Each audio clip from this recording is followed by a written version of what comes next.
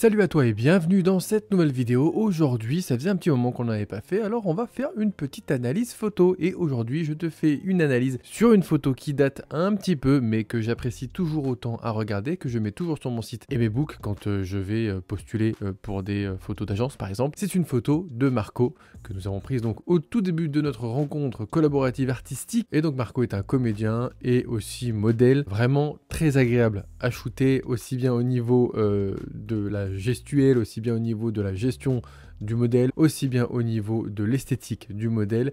Et c'est ça qui est très agréable avec lui, c'est que c'est très facile de faire des photos. Je pense que ceux qui regardent certaines séries télévisées le reconnaîtront assez vite.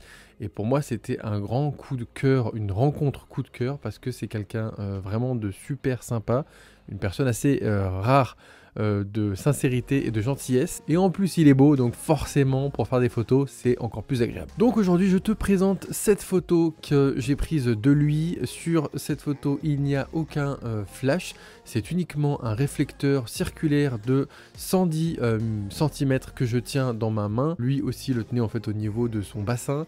Et ça va refléter la lumière. Voilà, j'ai utilisé le réflecteur 5 en 1 classique, côté blanc, et ça a fait ressortir ses yeux, ressortir un peu les ombres, et ça fait en sorte que cette photo, pour moi, marche très bien et reste naturelle.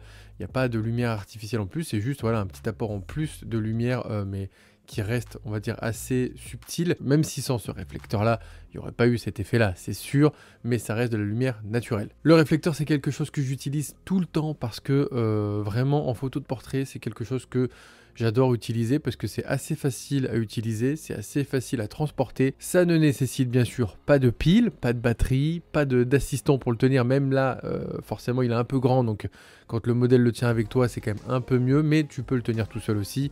Et je trouve ça super agréable. Généralement, moi, je shoot avec la main droite comme ça et je cale avec ma main gauche le réflecteur derrière. J'essaie de le tenir un peu dans tous les sens.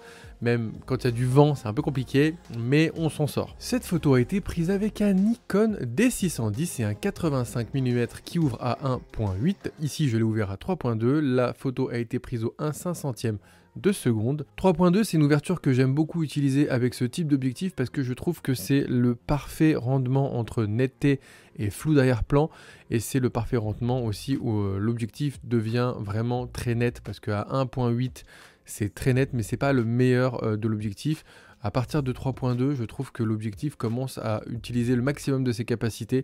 C'est pour ça que très souvent, je shoot entre 2.8 et 3.2 la plupart de mes portraits, parce que je trouve que c'est beaucoup plus agréable au niveau de l'esthétique de l'image, et je trouve surtout que c'est beaucoup plus simple aussi de faire la mise au point, parce qu'à 1.8 à 1.4, c'est assez compliqué. Déjà à 2.8 ou 3.2, suivant la distance du sujet, c'est compliqué. Mais voilà, je trouve que c'est un bon compromis, un bon ratio que j'ai trouvé. Et voilà, j'ai fait la mise au point sur un des deux yeux. Et tu vois que vu que c'est pas la pleine ouverture de l'objectif, ça permet d'avoir quand même un visage relativement net sur la totalité du visage. Même si là, effectivement, tu constateras qu'il y a quand même les oreilles qui sont floues, parce que à 3.2 avec un 85 mm à cette distance, forcément quand tu fais la mise au point sur les yeux, c'est tout de suite flou derrière. Donc imagine si j'étais resté à 1.8 ou si j'avais eu un objectif 1.4 et que j'étais resté à l'ouverture la plus grande, ça aurait été vraiment très flou très vite. Alors c'est une esthétique qui est très jolie aussi, que j'adore, particulièrement en studio en noir et blanc. J'adore cette esthétique là, il y a beaucoup de photographes qui le font, j'adore ça. Mais c'est vrai que pour un book comédien ou mannequin, c'est pas forcément tout le temps recommandé d'avoir des photos avec la plupart du visage flou, parce que c'est pas vraiment ce que demandent les agences. Après, ça va dépendre un petit peu si tu cherches quelque chose d'esthétique ou quelque chose de pratique, quelque chose à utiliser pour un book vraiment artistique ou pour un book de travail. C'est vraiment des approches différentes. Pour cette photo, comme très souvent pendant longtemps, j'ai décidé de cadrer en horizontal et de couper une partie des cheveux, parce que j'adore, en tout cas j'ai eu une phase de portrait où j'adorais faire du portrait horizontal, et j'adorais avoir du portrait assez serré et ne pas forcément avoir l'entièreté de la chevelure ou l'entièreté voilà, des épaules. Donc généralement je coupe assez haut au niveau du buste, et j'aime bien couper une partie du sommet du crâne, parce que je trouve que ça fait un peu plus intrusif dans le regard de la personne, et je trouve qu'on est tout de suite concentré par la personne, et je trouve que en fait le fait que le visage coupe le cadre comme ça, coupe en fait ton horizontalité dans l'entièreté, en fait ça fait comme ça ton visage en vertical comme ça qui coupe du coup ton horizontal.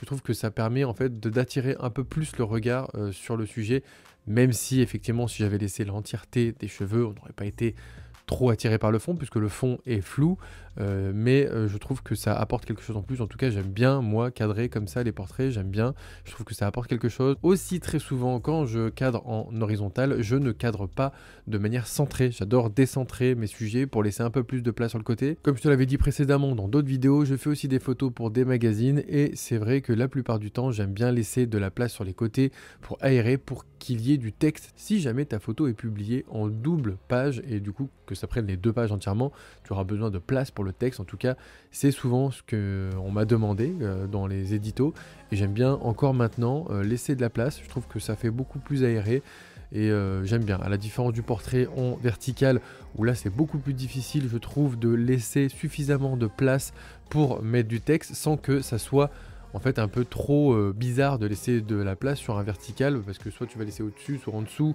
soit sur le côté, mais c'est un peu plus bizarre, j'ai un peu plus de mal à gérer ça, alors qu'en horizontal c'est beaucoup plus simple et je trouve que ça fait beaucoup plus naturel. Voilà, bon, c'est quelque chose que j'apprécie faire. Après, est-ce que c'est le mieux? Je ne sais pas, je n'irai pas jusque-là. Concernant les retouches sur cette photo, tu me connais, comme sur pas mal de photos, je ne retouche quasiment jamais mes photos parce que j'aime pas ça et parce que je suis un peu la flemme aussi. Donc du coup, sur cette photo, il n'y a quasiment pas de retouche. À part un léger travail sur le contraste, j'ai quasiment rien retouché sur ces photos. Ce sont ces yeux naturels qui, quand ils sont bien éclairés, ressortent comme ça. Donc il n'y a pas de retouche sur les yeux, c'est vraiment ses yeux à lui. Hein, voilà. Bon, voilà, c'est tout pour cette analyse photo. J'espère que ça t'aura plu. N'hésite pas, encore une fois, si tu as des photos que tu souhaites que j'analyse dans ces petites reviews, si tu souhaites que je critique des photos, critique entre guillemets, parce que ça sera jamais de manière destructive, c'est vraiment de la critique vraiment constructive que j'essaie de faire. N'hésite pas à m'envoyer en mail ou dans les messages ici en commentaire ou sur Instagram tes propositions de photos et je me ferai un plaisir de faire des reviews sur tes photos à toi aussi. Donc à très bientôt pour une prochaine vidéo. D'ici là, sors faire des photos. On se dit donc à très bientôt. Voilà, je l'ai déjà dit. Enfin bref, voilà. Allez, salut!